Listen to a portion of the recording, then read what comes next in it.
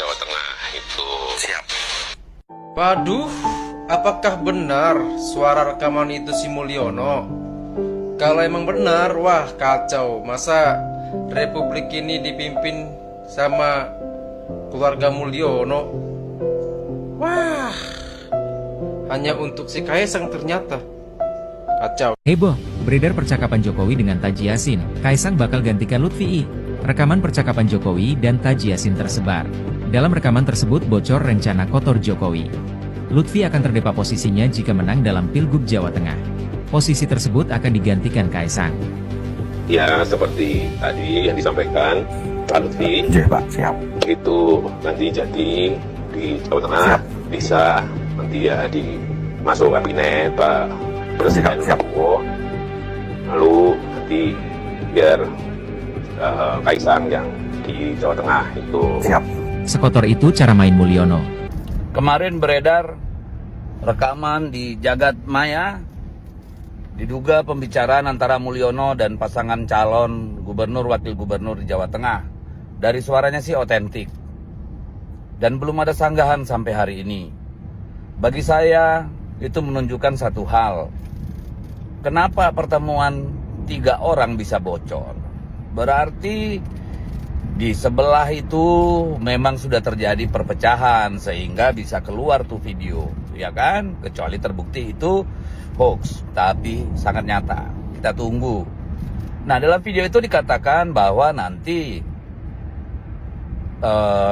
gubernur itu kalau terpilih, ya kan, yang dari coklat itu, maka dia akan ditunjuk masuk kabinet presiden, ya, Prabowo gitu. Lalu menggantikan siapa? Ya anaknya dia, sang pisang, makanya bolak-balik ke Jogja, ke Jawa Tengah kan, gitu. Nah, apakah itu mungkin? Ya mungkin, karena tinggal diangkat ke kabinet gubernurnya kalau terpilih, lalu untuk menggantinya dipilih oleh DPRD provinsi. Begitu prosesnya, jadi itu sangat mungkin dilakukan. Gila kan? Pemilu yang begini mahal dan begini penting dijadikan alat pemuas keserakahan, syahwat kekuasaan.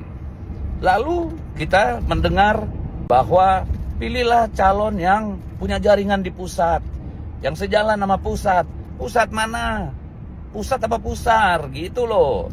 Emang presiden, menteri bisa sendiri menentukan alokasi anggaran? Kan enggak, ada diskusi dengan DPR yang punya hak untuk anggaran. Ketua DPR-nya siapa? PD Perjuangan. Ketua badan anggarannya siapa? PD Perjuangan. Anggota fraksi paling banyak di DPR siapa? PD Perjuangan. Nah, lo emang suka-suka hati ngatur anggaran. Jangan mau dibodohi dengan narasi-narasi yang tidak masuk akal seperti itu, ya. Karena apa? Karena penyusunan anggaran itu, alokasi itu ada prosedurnya, nggak bisa main suka-suka hati, ngerti nggak? Tidak bisa. Jadi jangan mau narasi kayak begitu digunakan, ya. Dan itu juga sangat buruk. Kayak zaman Soeharto aja, kalau nggak milih nanti nggak ada pembangunan di sana. Itu gimana? Bohong banget kan? Gitu. Oke? Gunakan akal sehat, kita perbaiki negeri, putus rantai Mulyono. Jangan takut sama coklat, ya. Jangan takut tuh sama dinas dan sebagainya. Karena apa? Undang-undang kita bahkan keputusan Mahkamah Konstitusi, kalau mereka cawe-cawe apalagi neken, itu ancamannya pidana. Tinggal catat dan laporkan, aman, oke? Mereka. Ya beda, bahwasanya suara yang diduga Jokowi itu lagi nelpon mungkin, bukan berhadap-hadapan ini bukan berhadap-hadapan. Nah, rekamannya itu dilakukan di mana? Di tempatnya yang ngomong Pak siap. Siapa itu? Siapa? Apakah itu Gus Yasin? Apakah itu si Lutfi? Wallahu a'lam. Apakah siapa? Ataukah ini artificial intelligence? Wah, tapi kalau ini pun benar ya juga serem ya. Jadi memang wah, kekuasaannya Bapak kita Jokowi ini emang serem ya guys ya. Kita lihat dah komentar netizen di sini. Ini gue suka nih, jaga Prabowo. Iya, bukan nggak mungkin Prabowo akan disingkirkan dengan cara-cara yang tidak buah. Mudah-mudahan Allah jaga Prabowo deh. Dulu isunya Mulyono incar DKI buat si pisang. RK kalau menang bakal ditarik jadi menteri. Visus naik jadi gubernur, Kaisang masuk jadi wakil Visus. Mungkin karena DKI berat, makanya Jateng jadi incaran Sri Mulyono.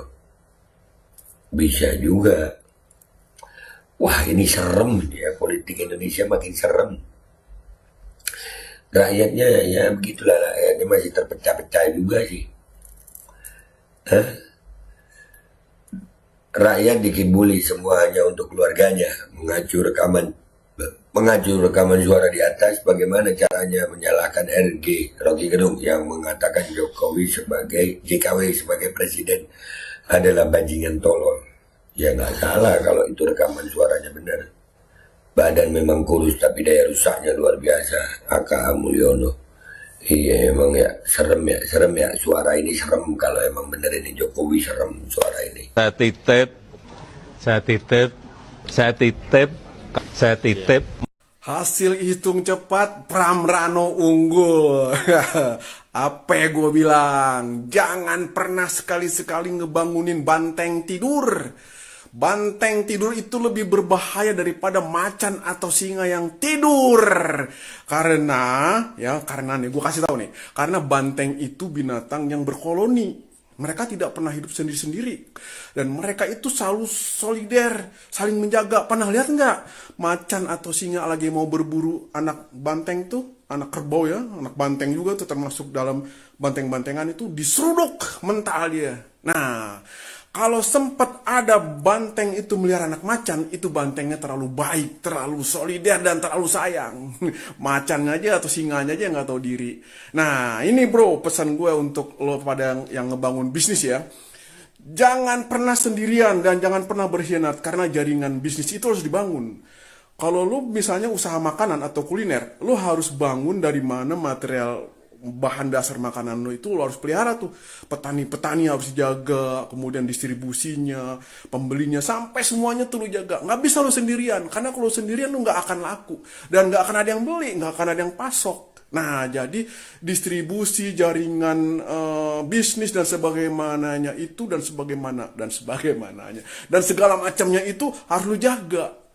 Itu teori berbisnis yang benar. Tidak bisa sendiri-sendiri. Nah, Pram Rano ini nggak sendiri-sendiri, dia berkoloni dengan kawan-kawannya, dengan masyarakat, dan dengan semuanya. Dia jaga, dia belanja masalah, dan dia akan solusikan, tidak dalam bentuk imajiner atau imajinasi. Jadi jangan pernah sekali-sekali ngebangunin banteng tidur, karena banteng lo kalau lagi tidur itu bukan satu yang bangun, tapi semuanya bangun.